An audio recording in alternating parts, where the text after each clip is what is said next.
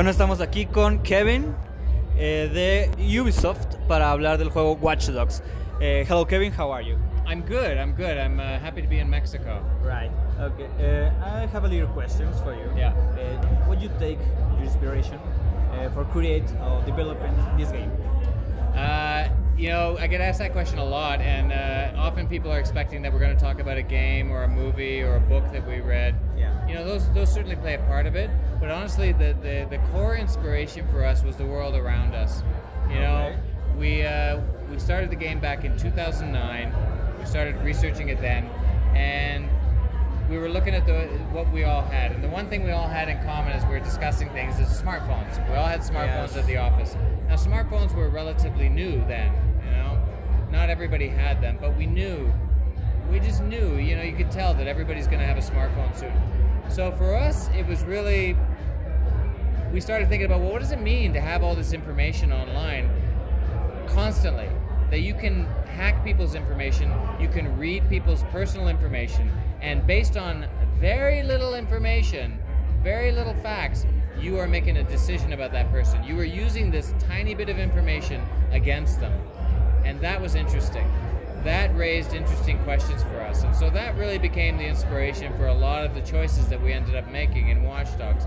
The main story is, it's all about secrets and lies, access to information, the power that comes from information, the power that you get from secrets, and the danger that can happen if people have secrets against you. You know, the threats that come to you. Yeah. So that was a big part of it. The game looks awesome. Looks really, really awesome. The gameplay, the story is very interesting. But in these days, the new generation of consoles have requirements to run correctly. Yeah. Do you recommend any television, any internet connection to enjoy this game 100%? You know what? I don't have any specific recommendations for that. What I would really say is, you know, get the best that you can afford. And I don't mean break the bank. I mean be smart about it. Get what you can afford. That's all I do. When I'm at home, I've bought the system that I can afford comfortably. And I still get the great graphics out of it. Think about when you go to a TV store, right? You walk into a TV shop and they have all the TVs on it, all the same channels. And you look at one and you're like, oh, that's amazing. And then you look at this one, oh, that looks like crap. When you have them side by side, you can really see what you think are differences. But when you get it home, it looks amazing. You know, like whatever TV you get, it looks good. So I don't have any specific suggestions on that stuff. I really think, you know, if you can get the next gen consoles, get the next gen consoles. The game's gonna look amazing on it. That's the one thing I would say.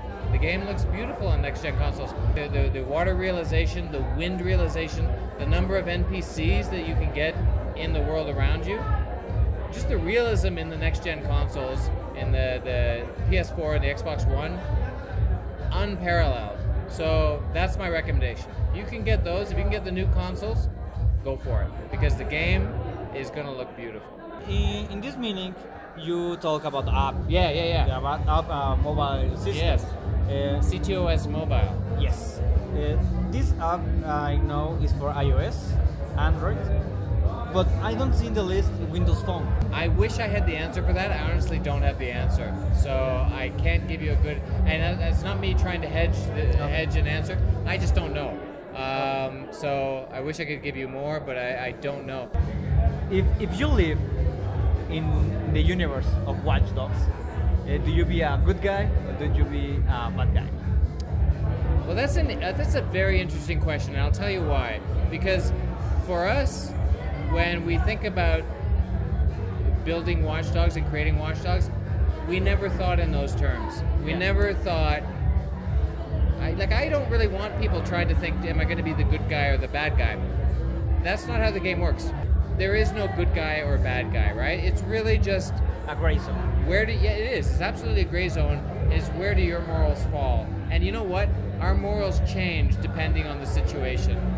It's the choices that you make when you're in crisis that are important. If I were playing the game, I would hope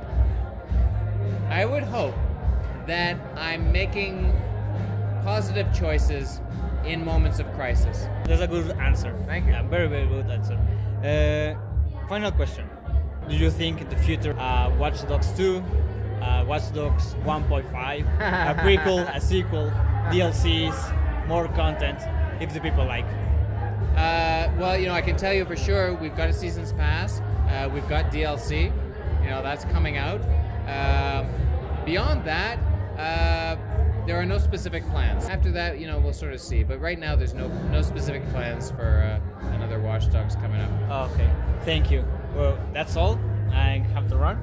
Thank you, Kevin, for this interview. Hey, thank you. Thanks for inviting me. Absolutely. And see you soon. All right. I hope so. Enjoy the game. I hope you have a great time.